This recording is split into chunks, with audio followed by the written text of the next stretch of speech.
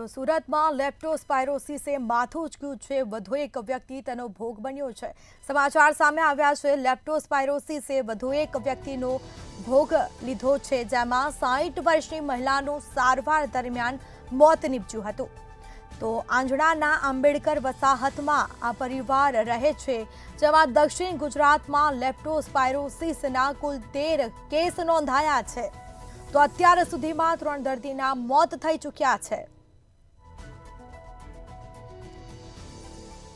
આ સાથે જ 60 વર્ષની મહિલાનું સારવાર દરમિયાન મોત નીપજ્યું, જેમાં સુરતમાં લેપ્ટોસ્પાયરોસિસે માથું ઉચક્યું છે અને જેનો વ્યક્તિઓ ભોગ બની રહ્યા છે। તો વધુ એક વ્યક્તિનો ભોગ લીધો છે, જેમાં દિવસે ને દિવસે આ કેસ સતત વધી રહ્યા છે। તો અત્યાર સુધીમાં 3 દર્દીઓના મોત થઈ ચૂક્યા છે। આરોગ્ય વિભાગ પણ એલર્ટ મોડમાં જોવા મળી રહ્યું છે। દક્ષિણ ગુજરાતમાં લેપ્ટોસ્પાયરોસિસ કુલ 13 કેસ નોંધાયા છે। તો આંજણાના આંબેડકર વસાહતમાં પરિવાર રહે છે, જેમાં 60 વર્ષની મહિલાને લેપ્ટોસ્પાયરોસિસનો રોગ થયો હતો અને જે બાદ તેમનું મોત નીપજ્યું છે। તો અત્યાર સુધીમાં 3 દર્દીઓના મોત થઈ ચૂક્યા છે। કુલ 13 જેટલા કેસ પણ નોંધાયા છે। તો લેપ્ટોસ્પાયરોસિસે વધુ એકનો ભોગ લીધો છે। તો સુરતમાં લેપ્ટોસ્પાયરોસિસે માથું ઉચક્યું છે, તેમાં 60 વર્ષની મહિલાનું સારવાર દરમિયાન મોત નીપજ્યું હતું। તો મહિલા મોતને ભેટી છે, જેમાં દક્ષિણ ગુજરાતમાં લેપ્ટોસ્પાયરોસિસના કુલ 13 જેટલા કેસ નોંધાયા છે। આંજણાના આંબેડકર વસાહતમાં પરિવાર વસવાટ કરે છે। અત્યાર સુધીમાં 3 દર્દીઓના મોત થઈ ચૂક્યા છે।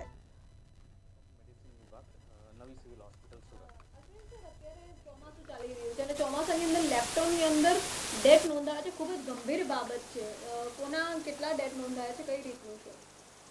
આજ નવી સિવિલ હોસ્પિટલ ખાતે કે એક 60 વર્ષીય મહિલા જે તારીખ 10 સપ્ટેમ્બરના રોજ અમારી હોસ્પિટલમાં દાખલ થયા હતા।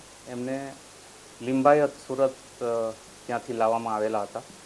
એ મહિલાને જ્યારે હોસ્પિટલમાં દાખલ કરવામાં આવ્યા ત્યારે એને સખત તાવની કમ્પ્લેન હતી, માથાનો દુખાવો, શરીરનો દુખાવો તેમજ કિડની અને લીવર પર અસર થવાને લીધે એને દાખલ કરવામાં આવ્યા હતા।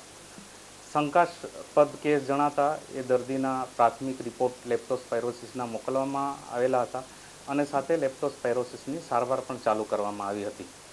દર્દી જે દિવસે દાખલ થયું એ દિવસે જ દર્દીને કિડની પર સોજો હોવાથી ડાયાલિસિસ કરવામાં આવ્યું હતું અને એમને શ્વાસમાં તકલીફ હોવાથી અને વેન્ટિલેટરની પણ સારવાર કરવામાં આવી હતી। એ ઉપરાંત મેડિકલ આઈસીયુમાં એમને રાખીને લેપ્ટોસ્પાયરોસિસની જે ઘનિષ્ઠ સારવાર આવે એ સારવાર કરવામાં આવી હતી।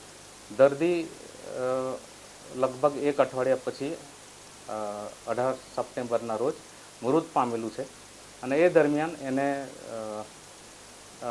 4 ડાયાલિસિસ સાયકલ કરવામાં આવ્યા હતા। એમના લક્ષણો દેખાતા હતા, એ લેપ્ટો એમને કેવી રીતે લાગ્યો, શું હતું? લેપ્ટોસ્પાયરોસિસ મુખ્યત્વે કિડની અને લીવર આ 2 અવયવોને અસર કરે છે। એટલે કોઈ પણ દર્દી જેને તાવ, માથાનો દુખાવો, શરીરનો દુખાવો હોય અને સાથે કમળા જોડે પ્રેઝન્ટ કરે તો એવા દર્દીઓને આપણે લેપ્ટોસ્પાયરોસિસનો શંકાસ્પદ કેસ